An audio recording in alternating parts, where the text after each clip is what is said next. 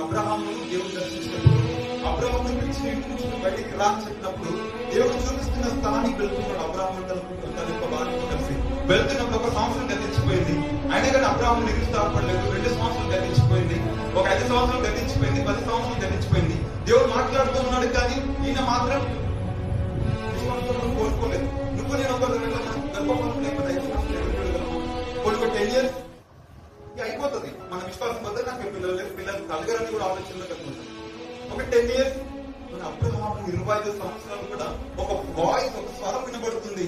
కానీ ఆ స్వరం మీద నమ్మకం వచ్చిండే. కానీ ఎందుకు ఆ స్వరం మీద నమ్మకం వచ్చింది తెలుసా? ఎందుకు ఆ స్వరం మీద నమ్మకం వచ్చిందండి?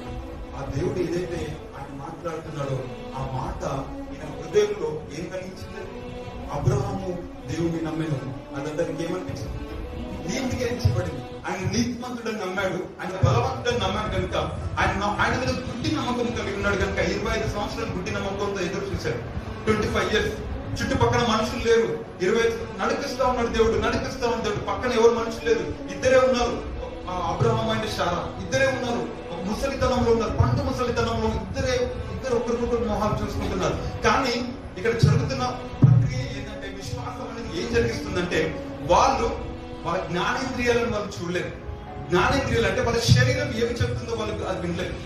నేను మళ్ళీ చెప్తున్న, జాగ్రత్తగా వినండి. మీ శరీరము వాళ్ళ జీవితంలో ఏమి చెప్తుందో వాళ్ళు చూడలేదు. వాళ్ళ ప్రజెంట్ వాళ్ళ జీవితంలో ఏమి వాళ్ళు కలిగి ఉన్నారో వాళ్ళు వాటిని నమ్మలేదు. దేని నమ్మలేదు తెలుసా? అదృశ్యమైన దాన్ని నమ్మలేదు, దృశ్యమైన దాన్ని నమ్మలేదు.